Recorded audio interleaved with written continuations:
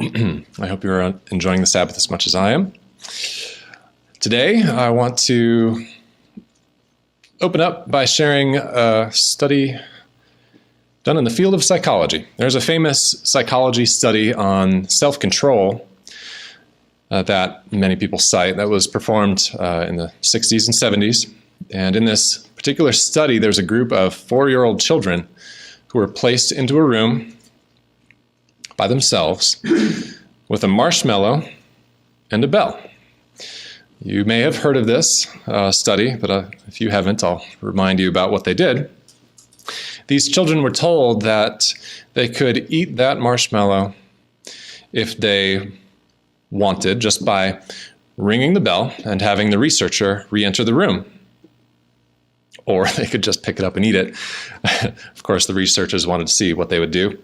But if they waited for about 20 minutes for the researcher to return, they would get 2 marshmallows, and they were told this. So you can imagine that this study on self-control put these 4-year-old children to the test. Now, this study is mostly cited in reference to the fact that the children who were able to wait the full 20 minutes until the researcher returned and received 2 marshmallows instead of 1, those children were followed through their lives, and there were very interesting results that showed up in their lives. Those individuals had higher test scores. They also had fewer problems with addiction. They had healthier lifestyles, and generally speaking, they achieved a lot of the good things that society measures as successful. This study about self-control shows that self-control is apparently a very good indicator of success in life. And it makes common sense. If we have control of our savings, we are more likely to save up for those things that are more important for us, that we are able to buy and help us, achieve our bigger goals. If we have more self-control, we will do our homework instead of, goofing off. It's not rocket science that leads to success. But what I found interesting about this study was that in this experiment, the children who were able to wait 20 minutes until the researcher returned, the tool that they used, the mechanism that they used to succeed in that power of exertion of self-control was that they were able to control their attention. Rather than stare at the marshmallow, pick it up, squeeze it, smell it, maybe taste it, or otherwise give that object attention, those children who were successful fixed their attention on something else entirely. Many of those children did this. They looked away, they stared at the corner, stared at the lap, did not look at the marshmallow. That was one of the patterns that was discovered in this study. It's the control of attention that was the method of staying in control for a lot of those successful children. Now, that's the study. Interestingly, it turns out that self-control takes a great deal of literal effort and energy. You will not be surprised at this, I'm sure. You know that if it really takes effort to not eat that second cookie, to control the portion size of your ice cream, whatever it is. But other studies, other than this, have shown that self-control fades after it has been exercised over and over and over again. Fatigue sets in over time, and weakness sets in when we have to use our self-control over and over. When we encounter conflict and otherwise, when we encounter conflict of our interests, rather, and the need to suppress a natural tendency or desire that we may feel, it takes effort. We have to try to do that, to retain our self-control and to do what we know is better.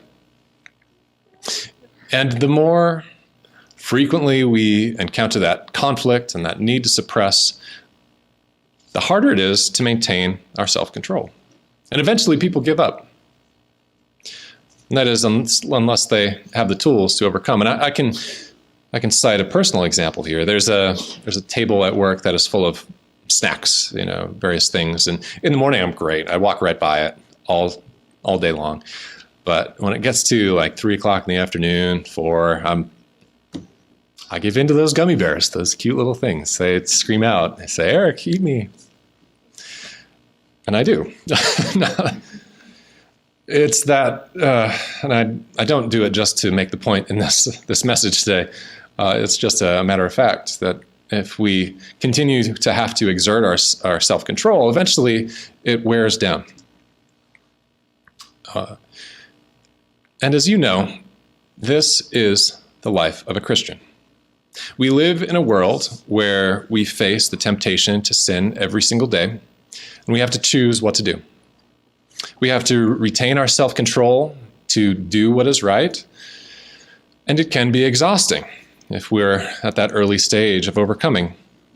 However, by training our attention, we can keep our self-control and not fall prey to the sin that we so much want to avoid. Just as the children who received 2 marshmallows set their attention on something else, Christians need to focus their attention on something better.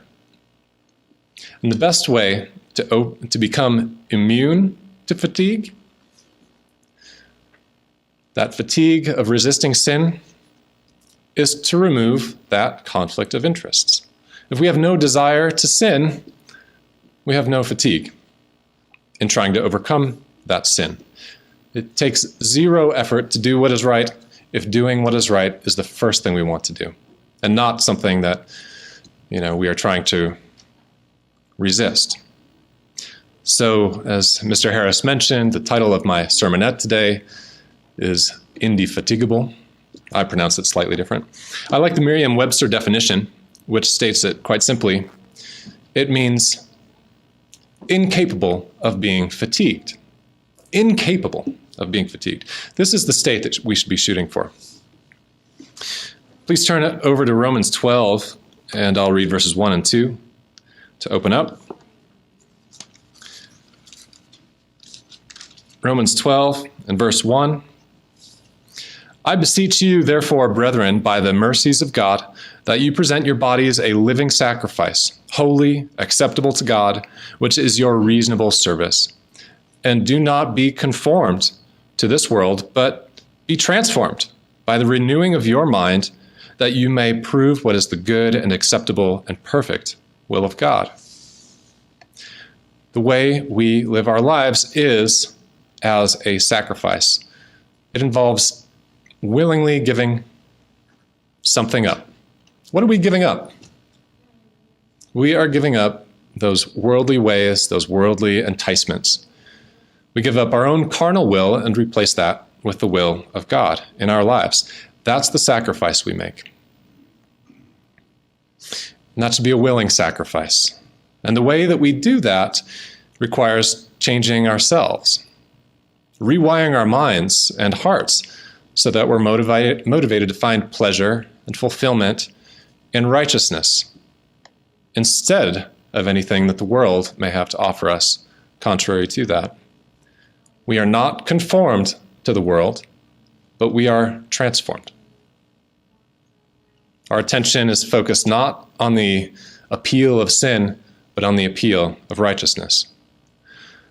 I'll read Colossians 3 and verse 2 for you, which supports this. If then you are raised with Christ, seek those things which are above, where Christ is, sitting at the right hand of God. Set your mind on things above, not on things on the earth. That is how we train our minds, to think about righteousness, to think about godliness, to find the value of living in those ways and put that into our hearts. That's how we look away from the marshmallow. That's how we find something more appealing in the room. If we set our attention away from the enticements of the world, they eventually lack any power over us, and our self-control becomes much easier to retain. I want to turn over to 2 Thessalonians chapter 2, and I'll read verses 9 through 12, which explains the corollary, the opposite of that, or at least that's how I'm going to look at this scripture. 2 Thessalonians 2, beginning in verse 9. The coming of the lawless one is according to the working of Satan, with all power, signs, and lying wonders, and with all unrighteous deception among those who perish, because they did not receive the love of the truth, that they might be saved. And for this reason, God will send them strong delusion that they should believe the lie, that they all may be condemned who did not believe the truth, but had pleasure in unrighteousness. If we don't do our job in training our minds on things above, we simply allow the world to have greater power over us. The love for the truth is what we need to work on building. If we can do that successfully, it takes no self-control to resist sin. Because sin is something that we hate very naturally. There's no conflict of interests that require that exertion of self-control.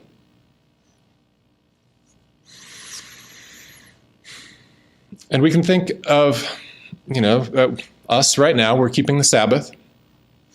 Some may think that keeping the Sabbath is a burden that they wish they did not need to follow. But in loving the Sabbath, in all that it has to offer, and thinking about, the alternative activities that we might be able to do, it's easy for us to love the Sabbath and to keep it because we want to do that. We're not drawn away by the things that we could do. And there are plenty that the world offers us. It's a sacrifice to turn down opportunities that the world has to offer, but it's a willing sacrifice that does not exhaust our self-control. That's the state that we should be shooting for. The work that it takes to overcome sin becomes easier and easier as sin becomes less and less appealing. Let's turn over to Matthew 11, and I'll read verses 28 through 30. Matthew 11, verse 28. Come to me, all you who labor and are heavy laden, and I will give you rest. Take my yoke upon you and learn from me, for I am gentle and lowly in heart, and you will find rest for your souls. For my yoke is easy, and my burden is light. When I first read this scripture, I wondered how it could possibly be true that the burden of following Jesus Christ could possibly be light. How is this way of life easy? Well, we've just covered that. This way of life becomes easy when we love this way of life. Certainly it is contrary to the way of the world, and when we are coming out of the world, it takes a tremendous amount of work as we are learning to love this way of life. However, when we transform our minds and our hearts to love this way of life, the burden truly is light. God's ways are desirable. The strategic move that we must take is clear, especially if we are exhausted by the self-control that it takes to overcome sin. We have to change the way that we find fulfillment and satisfaction.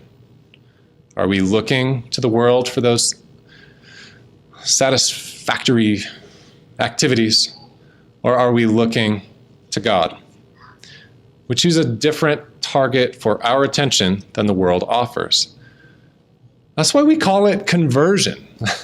We are converting the way that we think, the way that we love a way of life, so that it is turned away from the world and converted to loving the way of God. We focus our love to the way of life that God has to offer, the way that He commands it. By fixing our attention on righteousness, we don't have to worry about becoming fatigued because we're exerting self-control to overcome the conflict of interests all the time. By finding fulfillment and joy in the righteous way of the life commanded by God, fatigue in overcoming sin will never overtake us.